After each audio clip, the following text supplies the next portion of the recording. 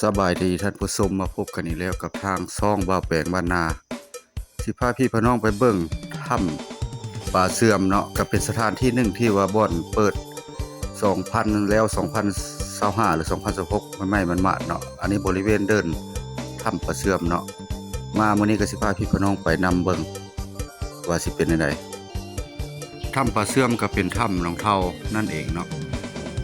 พาพี่พน้องไปเบิ่งว่าสิเป็นจังไดเนาะแหล่งท่องเที่ยวเพิ่นเปิดขึ้นใหม่บางคนก็มีแต่ไปแต่ว่าบ่ฮู้เนาะที่ไปที่มาตัวนี้ก็แม่นทางออกมาจากบ้านนาเสเนาะออกไปนี่ก็สิไปแวะถ้ำป่าเสื่อมหรือว่าถ้ำหนองเทาสายหนองเทาหรือว่าสายถ้ำป่าเสื่อม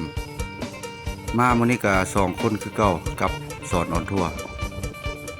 หัวหน้าทีมงานเนาะสายทางเลขที่13หรือสายใต้หรือว่าเลขที่12อันนี้จะเป็นทางเลี้ยวไปทางนาข้างสร้างเนาะหรือว่าบ้านนาข้างสร้างนั่นเองเนาะบ่อนเพิ่นเห็นทับพระเกิดขึ้นทวิตก็คือถ้ำประภาสิเลี้ยวขวาเข้าไปนี่แล้วก็ตามไปเรื่อยๆเนาะไปซื้อมาแล้วต้องไปซื้อเลยไปซื้อตลอดอันนี้คือนาข้างสร้าง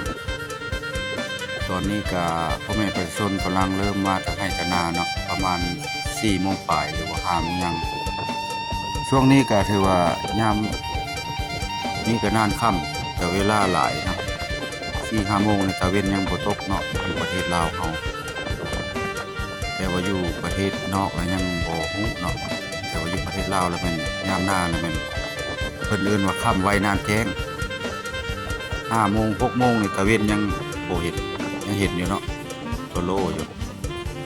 เราจะเดินทางเข้าไปเรื่อยๆเนาะเข้าไปในถ้ำป่าเสื่อมเนี่ยถ้าเพิ่นปิดแล้วก็สิบ่ได้เข้า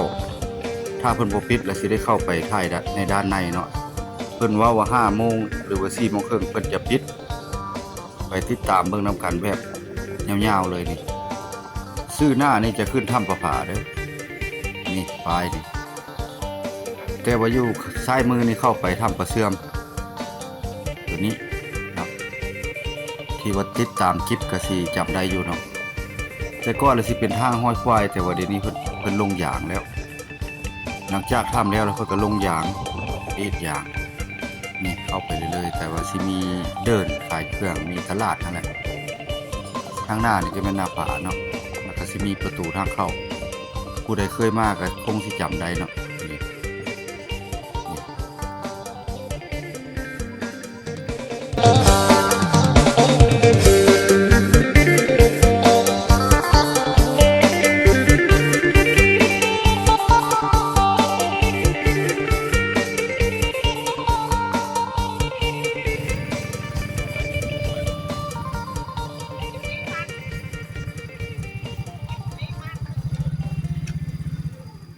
ผู้ดีเพิ่นปิดผู้ดี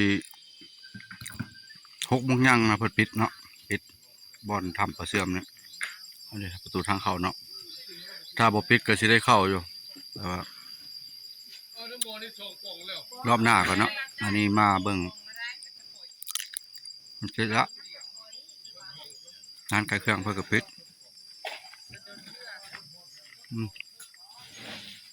ผู้ดีแวะพักผ่อนรถหน่อยนึงป่าเสื่อมนี่มันก็เฮ็ดสิบ่ก็ทับหนองเท่าแหละเพราะว่าตะกี้ทำป่าเสื่อมเข้าไปในพุ่นเฮ็ดแหล่งท่องเที่ยวเนาะนี่เฮาย่างลัดมาทางนี้ก็ได้นี่ชื่อนี่ย่างลัดมานี่เนาะเพราะว่าค่อยเคยขึ้นมาหากินอยู่ผ่านไว้นี่แหละเนี่ย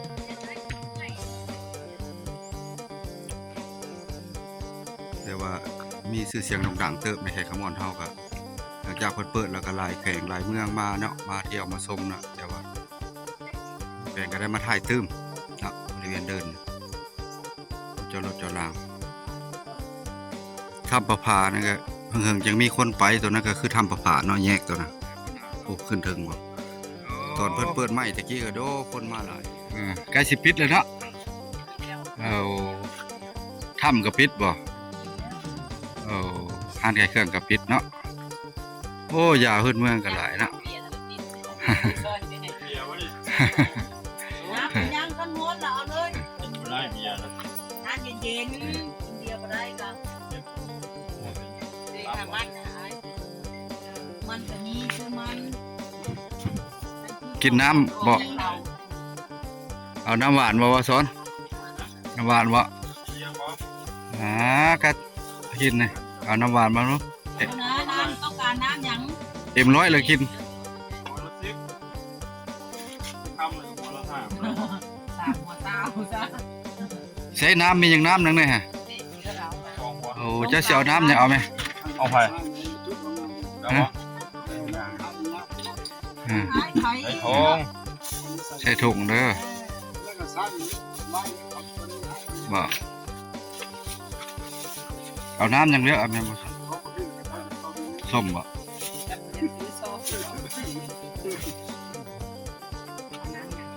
เพิ่นเลือกเอาเลือกเอาไหม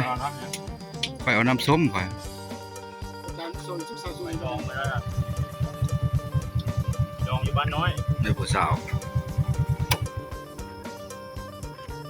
ดองอยู่บ้าน โสดอยู่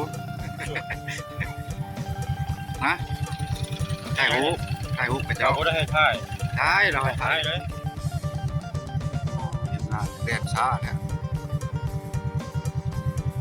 สำหรับคลิปวิดีโอนี้ก็ได้หยุดพักไว้เพียงส่ำนี้คลิปหน้าคลิปในสิไปพบพ่อกันใหม่ลาหมดสุขุสุคนเนาะภาคเข้าไปเป็นกำลังใจพอได้เฮ็ดคลิปต่อไปท่านผู้ชมเนาะที่ว่านำเที่ยวถ้ำใดที่ว่าเกิดขึ้นใหม่หรือว่าถ้ำใดที่ว่าบ่เคยฮู้เคยเห็นก็คอมเมนต์มาได้เนาะจะไปถ่ายให้เบิ่งเนาะทางซ่องบ่าวแกงมะนาวไปก่อนหมดสุขุสุคนพี่น้อง